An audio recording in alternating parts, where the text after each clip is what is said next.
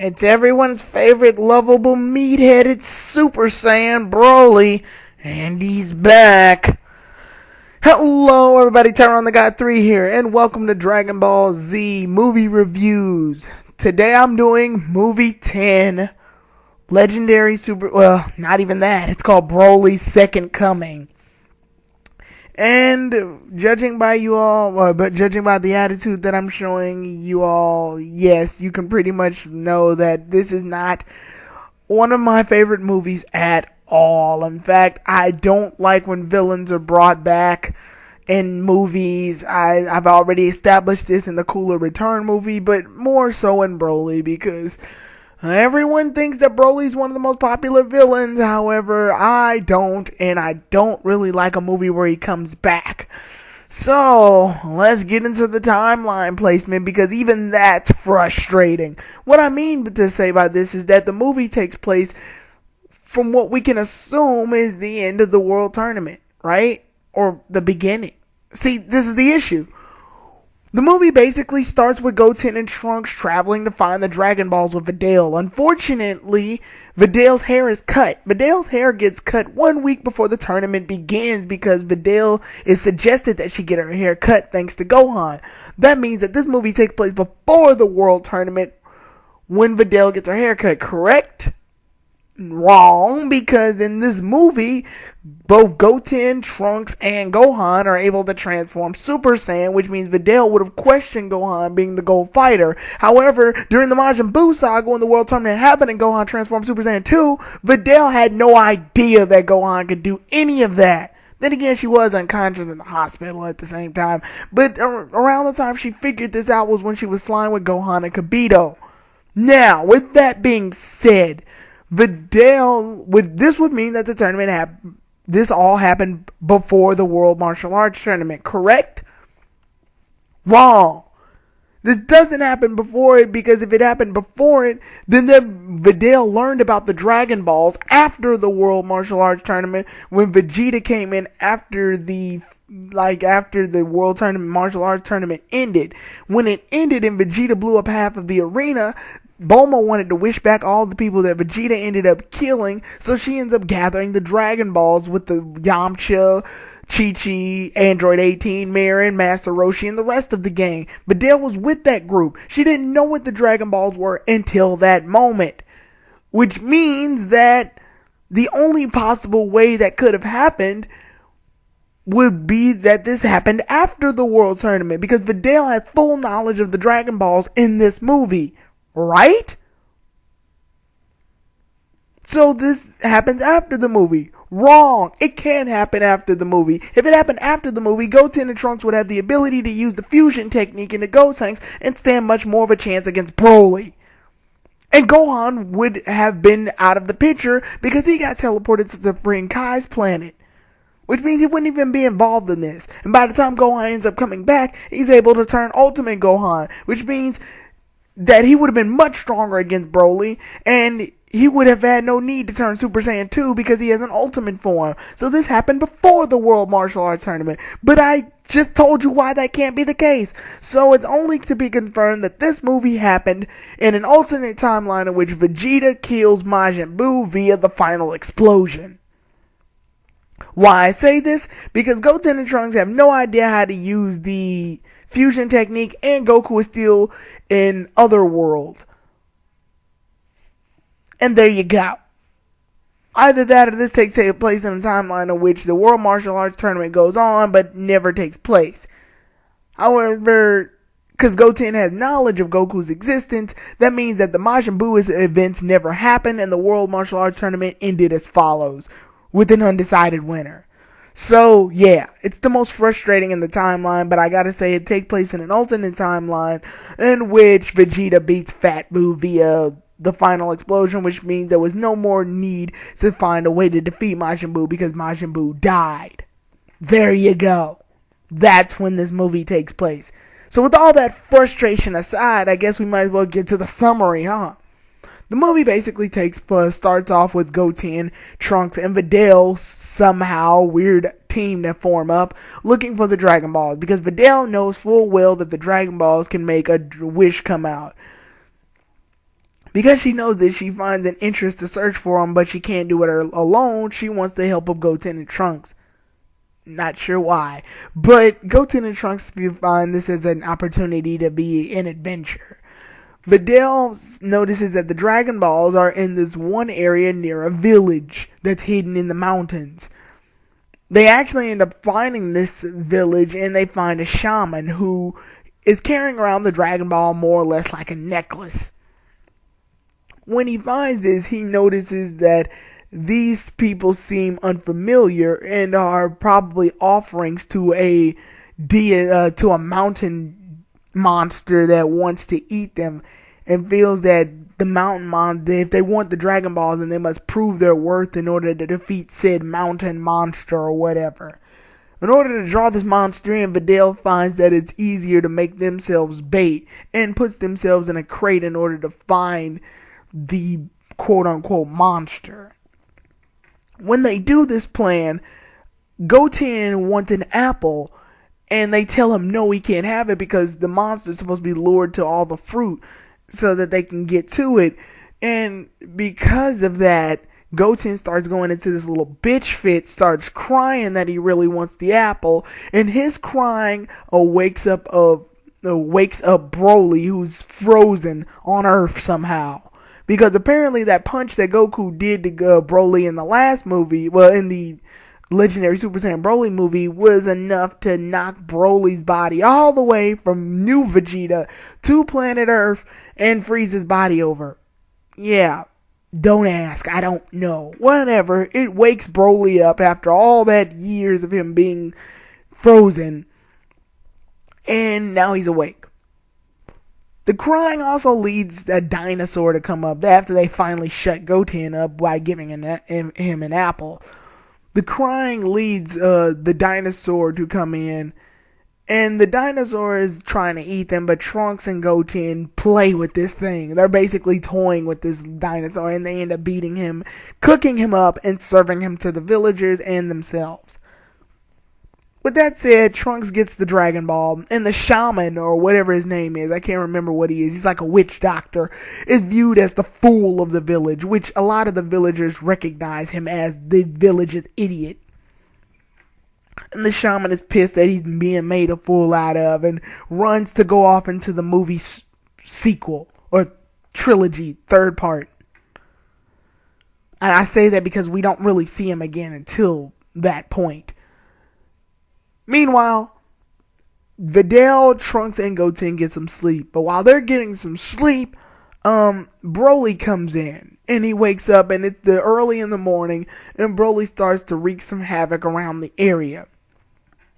Now take note that Broly's hair looks a lot different. He's on Super Saiyan at this point. However, you'll notice that his hair is the standard blonde color of a Super Saiyan, rather than being the green color, the greenish blue color that he was during the Legendary Super Saiyan Broly movie.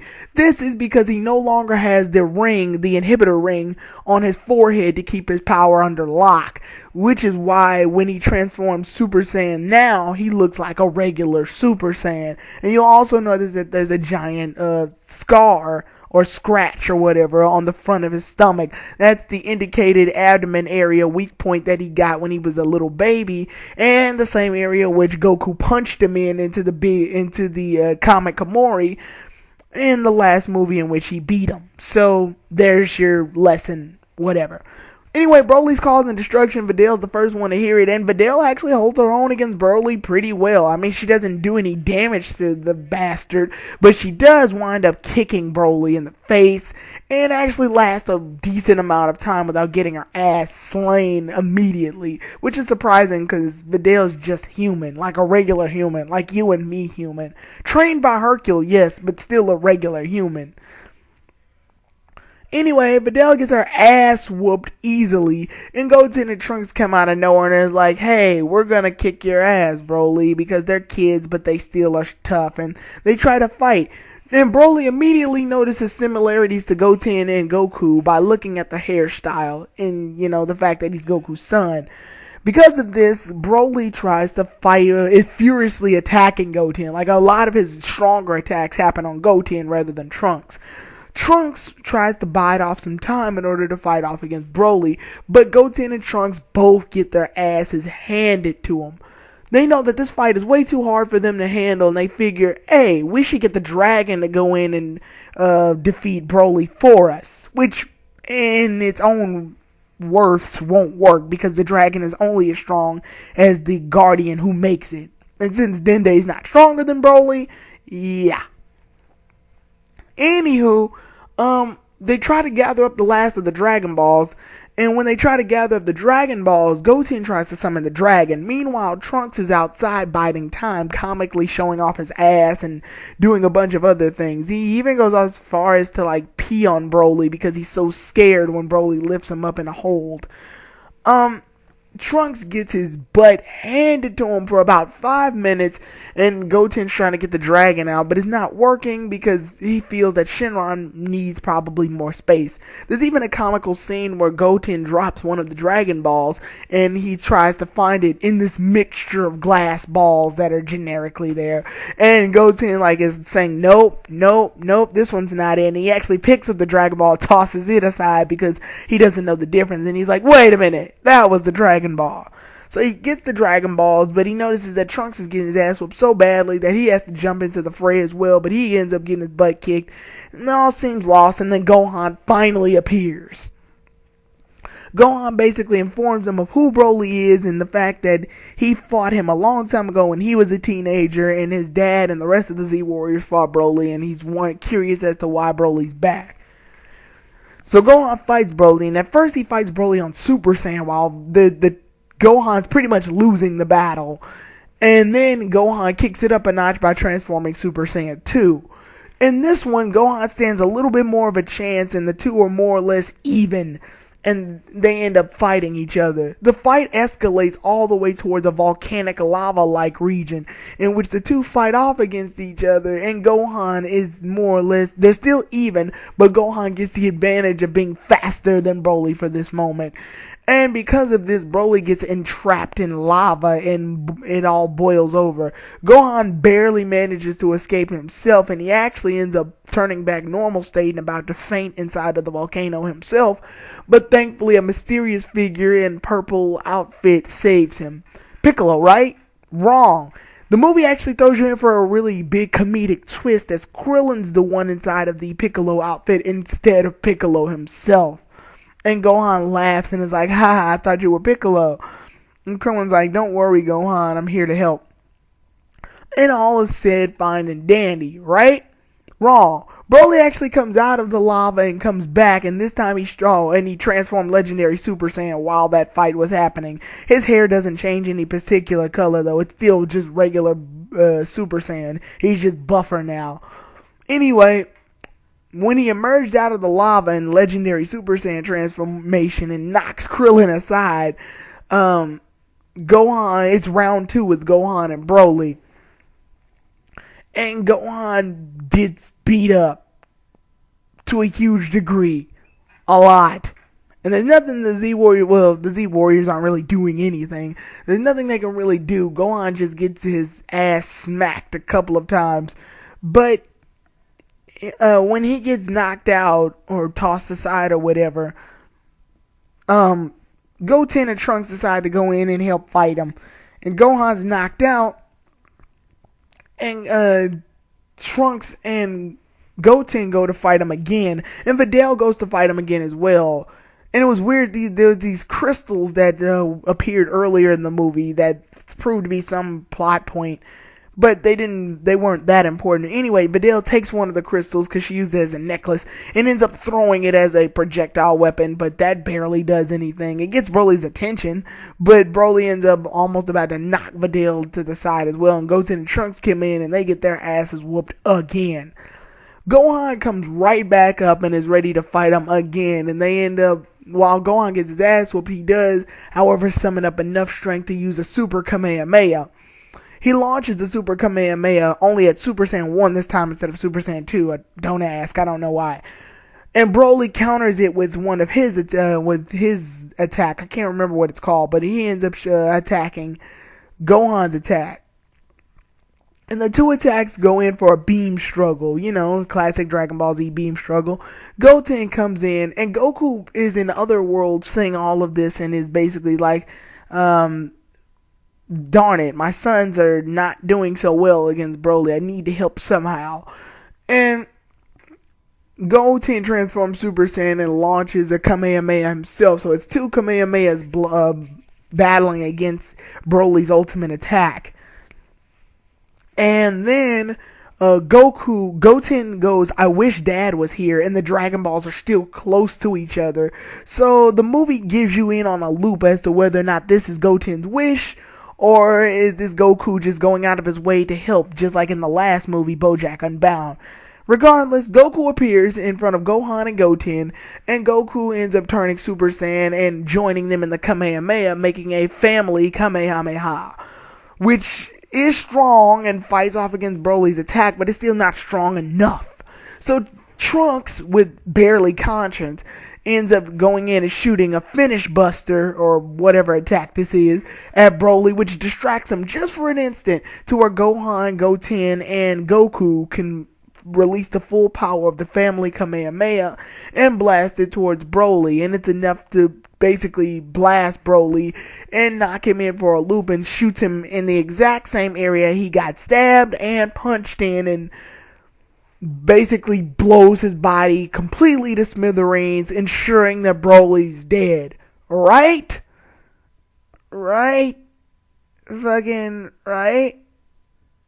Anyway, with all said and done, Broly is completely eradicated this time. Gohan goes to see if Vidal's okay.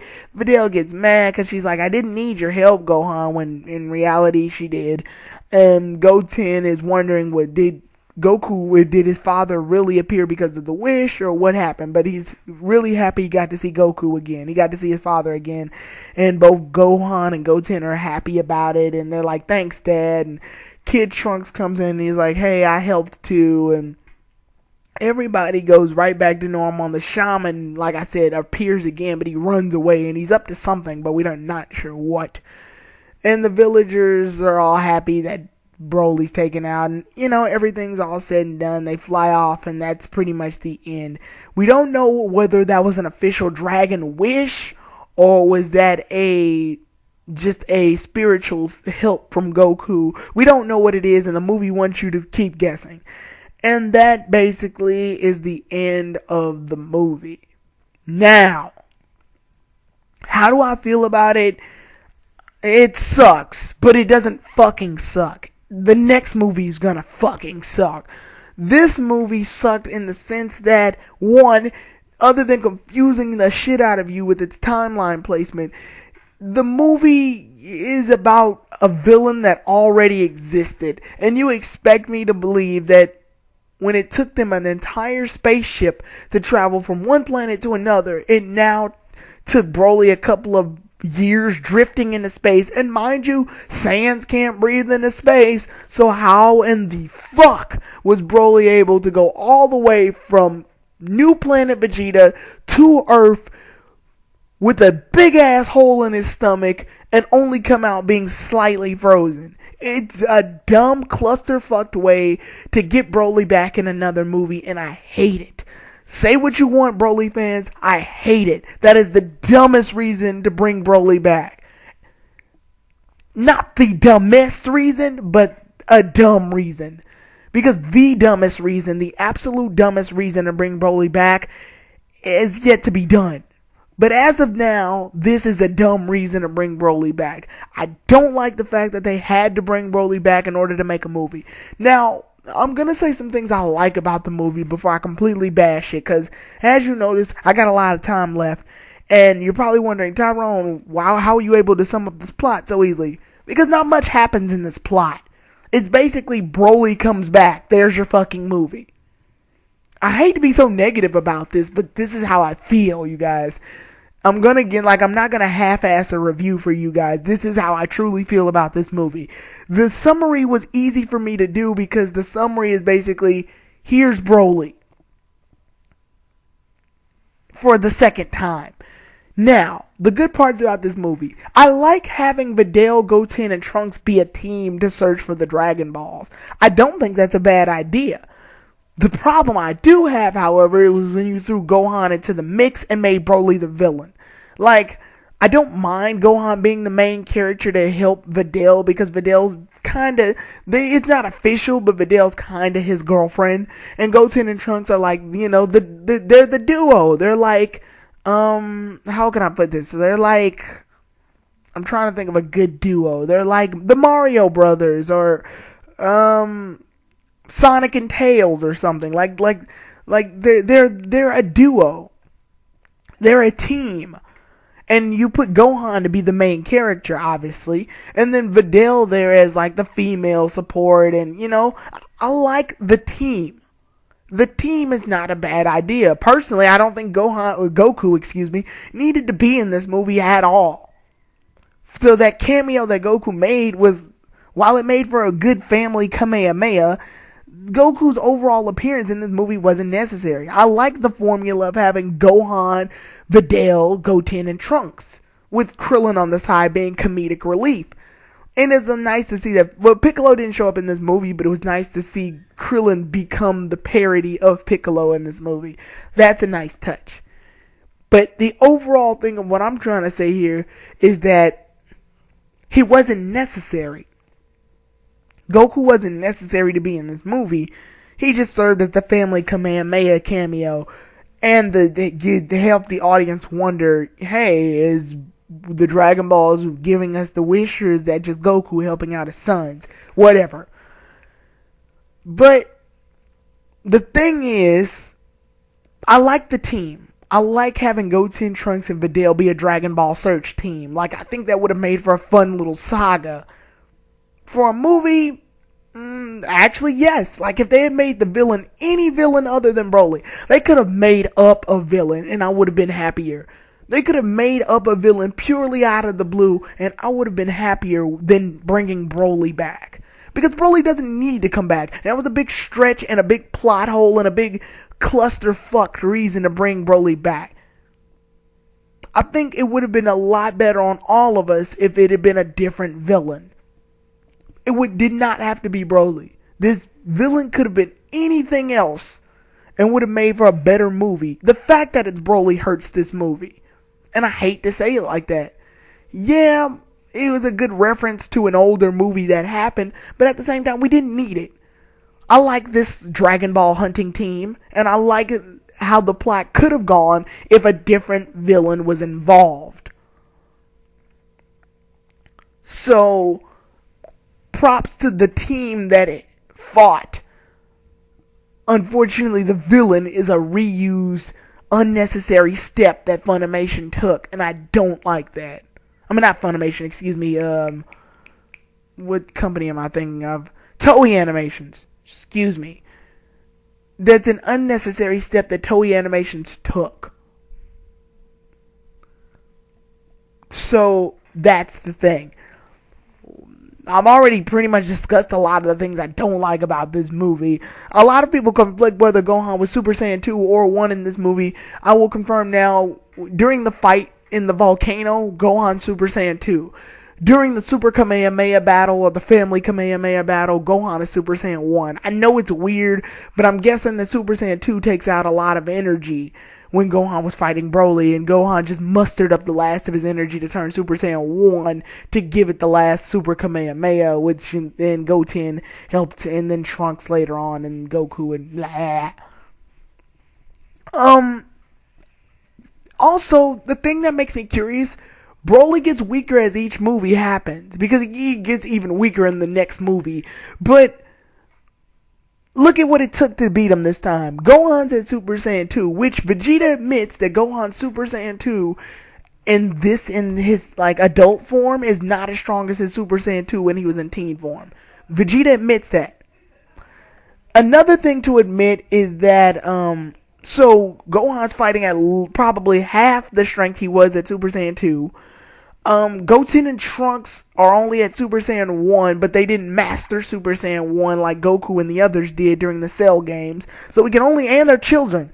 So we can only assume that they're nowhere near as strong as the Z Warriors were in the Cell games. And then Videl is fighting, and then Krillin, but he didn't lay a punch on Broly, so he's a non-factor. And then Goku helped at the very end. So there's your team. It took less effort to fight Broly this time than the last. Now you can argue that he's weaker this time because of that punch to the stomach. Yeah, I guess. The fact that you have to question that the fact that this movie brings out so many plot holes and questions makes you wonder, is this even worth mentioning? But yeah, I'm guessing Broly's weaker because Gohan had a relatively even time fighting Broly this time rather than struggling against him when he was a teenager. So Gohan fought on even ground with him at Super Saiyan 2 for a while. But with all that said and done, it's sad to know that Broly's weaker this time around than he was the first time. I would not recommend this movie, first off. First off, in order to watch this movie, you would even have to know who Broly is. That's a kick in the foot to people for just general. That's one thing I really don't like when you bring villains back, because that forces you to watch the first movie. So, unless you watch the first legendary Super Saiyan Broly movie, you won't even know who the fuck this guy is. He's just back, which is why I said that this movie would benefit so much if a completely different villain was involved. So, yeah, first off, it's terrible to recommend as a first-time movie. And that's the first thing. Secondly, they're reusing a villain. They're shamelessly reusing it. And unfortunately, they reuse him again in the next movie, which I have to do the review for. Fuck. I would not recommend this movie. And Vegeta doesn't make an appearance in this movie, obviously, because he died from the final explosion or whatever. Because this movie expects you to believe that this happened shortly after the tournament, but Gohan's here, and I'm not even going to get into that issue again. So, a lot of famous Z Warriors like Vegeta, Piccolo, and Goku aren't even present in this movie. Which, I like Gohan. I like Goten and Trunks because they're a fun little duo to have. But unfortunately, they're reusing a villain that was around during the time that Piccolo, Vegeta, Goku, Trunks, and Gohan were at their prime. So, to have Broly shamelessly come back was terrible. I actually kind of like Videl in this movie. I will say that. Videl earned my respect in this movie. Yeah, she was in a fight she knew she couldn't win, but it's good to see that Videl was in it and showed some spunk, and I liked Videl. Don't get me wrong, Videl's pretty cool. And I like, since Goten and Trunks are comedic, it's good to have Videl be the straight man in this trio. So it's good. It makes for a nice balance. And like I said, I like the team. I really like the team. I just don't like the fact that it had to be Broly. Like, if this had been any other made-up villain that they could think of, would have made for a better movie. Pretty much, that's all I have to say about this movie, because I'm going to save all of my pure hatred for this next review. This is literally the second worst Dragon Ball Z movie in the world. I mean, there's nothing else I can say. This movie's bad, but the next movie's worse. And it's a shame, too. I don't want to say that this movie's bad. And you gotta excuse the noise. There's people outside. There's like foreigners outside. Yeah, because I live in a college. Yeah, and they won't shut up. And this movie's bad. Unfortunately, I have to say that. This movie's bad. But the next movie is absolutely worse. And I really am gonna despise having to do the review for it. So, when I meet you all again, I will be doing the movie review of movie 11. Fucking Dragon Ball Z Bio Broly. See you all then, everybody. Tyrone the God 3 out. I don't want to do that movie at all.